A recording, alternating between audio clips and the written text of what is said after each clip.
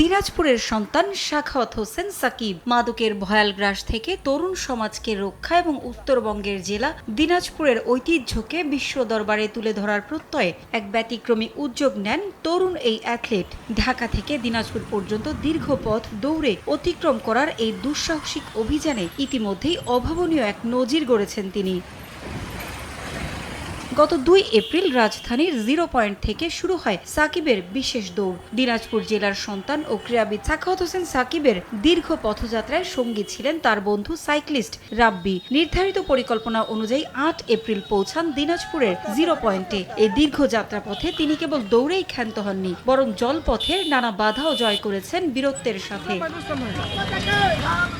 অভিযানের তৃতীয় দিন 4 এপ্রিল অনন্য কৃতিত্ব অর্জন করেন সাকিব। এদিন সকাল 9:15 তিনি যমুনা নদীতে সাঁতার শুরু করেন। উত্তাল ঢেউয়ের সাথে প্রায় 3 ঘন্টা লড়াই চালিয়ে দুপুর 12:07 সফলভাবে নদী পাড়ি দেন। দিনাজপুরের 0 পয়েন্টে পৌঁছালে পরিবার, স্বজন ও জেলা প্রশাসনের পক্ষ থেকে তাকে ফুল দিয়ে বরণ করে নেওয়া হয়। আমার ছেলেকে সবাই দোয়া করবেন যাতে এর থেকে অনেক বড় হতে পারে আর কি। হ্যাঁ, তারপর ওর ইচ্ছা আয়রনম্যান হওয়ার। দিনাজপুরে আমাদের বুঝা মানুষ অন্যান্য জায়গার ডিস্ট্রিক্টের লোক বুঝতে পারবে যে দিনাজপুরে কিছু মানুষ মাদকের বিরুদ্ধে থাকে। রাস্তা সম্বন্ধে ধারণা ছিল না, গুগল ম্যাপ দেখে আসতেছিলাম। গুগল ম্যাপের কারণে একটু ঘোরাঘুরি বেশি হয়েছে। হাইওয়ে থেকে একটু বাইপাস নিতে গেলেই রাস্তা ভুলে যেতাম।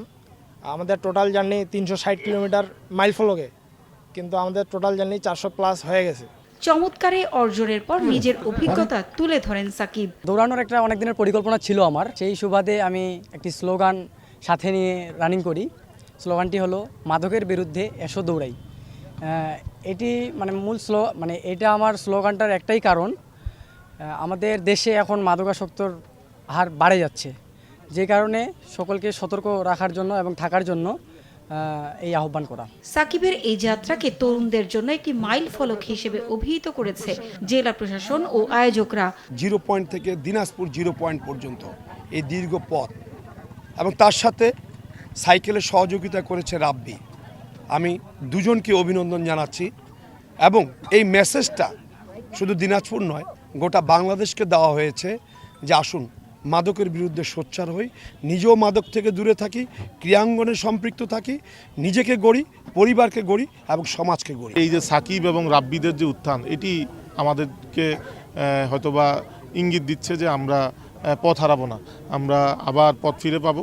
আমাদের যুব সমাজ যদি এই ধরনের যারা ত্যাগী আছে, যারা নিজের মনোবল এবং নিজের ইচ্ছাশক্তি বলে বলিয়ান হয়ে পৃথিবীর শক্ত যেই হার্ডলগুলো আছে সেগুলো অতিক্রম করতে পারে, এই শিক্ষা থেকে যদি আমাদের তরুণ প্রজন্মরাও তারা যদি উৎসাহিত হয়। সাখাওয়াত হোসেন সাকিব দিনাজপুর শহরের রামনগর এলাকার বাসিন্দা।